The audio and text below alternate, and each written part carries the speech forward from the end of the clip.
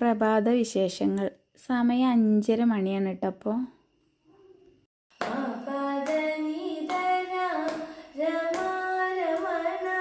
ഒരാളിതാക്കണ് കിടന്നുറങ്ങട്ടോ, കൂർക്കം വലിച്ച് കിടന്നുറങ്ങാണ്. 6 മണിയായി സമയം. 6 മണി കഴിഞ്ഞു.